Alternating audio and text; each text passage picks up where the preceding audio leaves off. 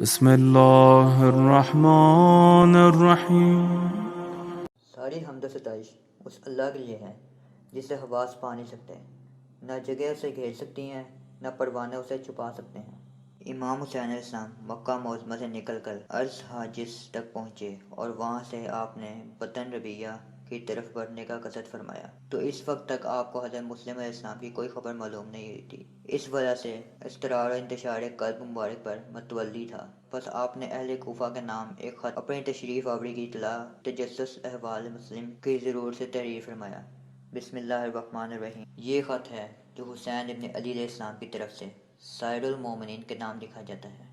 بس خدا تعالیٰ کا شکر و سپاس تحریر فرما کر لکھا جاتا ہے کہ مسلم ابن عقیل کے خط سے معلوم ہوا ہے کہ تم لوگ اپنے حسن رائے اور طریقے پر متفق ہوئے ہو اور ہماری نصرت و اعانت پر کمر بستہ ہو اور ہمارے طلب حقوق کے لیے ہم داستان ہو گئے ہو، اور میں حق سبحانہ تعالیٰ سے دستے دعا ہوں کہ وہ تم کو میرے امور میں نیکی عطا فرمائے اور ان امور کو اجر عظیم عنایت کرے۔ میں بروز 8 ذی الحجہ کو مکہ سے نکلا اور اب تمہاری طرف آ رہا ہوں۔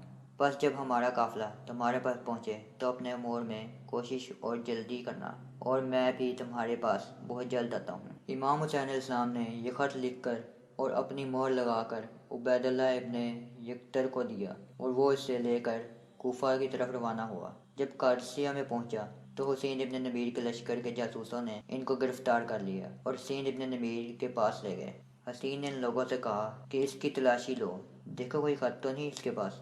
جب عبید اللہ ابن یکتر نے یہ سنا تو وہ خط نکال کر پارا پارا کیا کہ کوئی ان کے پلوں کے ذریعے سے مضمون کی نسبت کچھ نہ معلوم کر سکے۔ بس حسین ابن نبیر نے عبید اللہ ابن یکتر کے ہاتھ گردن سے باندھ دیے اور ابن زیاد کے پاس بھیج دیا۔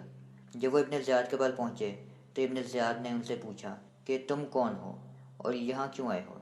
عبید اللہ ابن یکتر نے نہایت آزادی سے جواب دیا کہ میں شیعان علی اور دوستان امام حسین علیہ السلام میں سے ایک شخص ہوں۔ عبید اللہ ابن زیاد نے کہا کہ اس خط کو تو نے کیوں پاڑا پاڑا کر دیا؟ عبید اللہ نے پھر اسے صفائی سے جواب دیا کہ خاص کر اس وجہ سے کہ تو اس کو نہ پڑھ سکے اور اس میں جو کچھ لکھا تھا تجھ کو کچھ بھی نہ معلوم ہو سکے۔ ابن زیاد نے پوچھا وہ خط کس کا تھا؟ عبید اللہ نے کہا وہ امام حسین علیہ السلام کا خط کوفہ کی ایک جماعت کے نام تھا۔ اس نے پوچھا ان لوگوں کے کیا نام ہیں؟ عبید اللہ ابن یکتر نے کہا میں ان کے نام نہیں جانتا۔ ابن زیاد کا غصہ اور بڑھ گیا۔ اس نے عبید اللہ سے کہا کہ تم کو ان لوگوں کے نام بتانے ہوں گے اور امیر المومنین علی علیہ السلام اور حسین علیہ السلام پر معاذ اللہ لعنت کرنی ہوگی، نہیں تو میں تجھے ضرور مار ڈالوں گا۔ یہ سن کر عبید اللہ ابن یکتر نے کہا میں اس جماعت کا نام تو بتلاؤں گا نہیں، لیکن تیرے حکم ثانی کی تعمیر کے لیے میں ممبر پر جاتا ہوں اور تو جتنا کہے گا اتنی لعنت میں ضرور کروں گا۔ ابن زیاد نے اس کو اجازت دی اور وہ ممبر پر گیا۔ پہلے اس نے خدا سبحانہ تعالیٰ کی حمد و ثنا ادا کی اور محمد صلی اللہ علیہ وآلہ وسلم کی ثنا کی، جناب علی مرتضیٰ علیہ السلام کی ثنا کی اور ان کے اہل بیت پر متواتر صلوات بھیجی۔ اس کے بعد عبید اللہ ابن زیاد اور اس کے باپ اور اول سے آخر تک تمام بنی امیہ پر ممبر پر لعنت کی۔ پھر بآواز بلند کہا کہ اے معشر الناس، سنو، میں حسین ابن علی علیہ السلام کا تمہاری طرف قاصد ہوں۔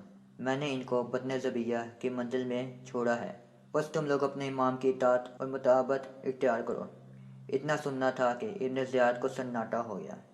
ان نے حاضرین سے کہا کہ اس کو ممبر سے فوراً اتار لو۔ الغرض عبید اللہ ابن یکتر ممبر سے نیچے اتار لیے گئے اور سقف بام پر لے جا کر قتل کر لیے گئے۔ پھر ان بے رحموں نے بحکم ابن زیاد ان کی لاش کو اس بلندی سے سختی کے ساتھ پھینک دیا کہ مردے کی تمام ہڈیاں چور چور ہو گئیں۔ رمق جان باقی رہی تھی کہ عبد الملک ابن نمیر نے اٹھ کر سر کاٹ لیا۔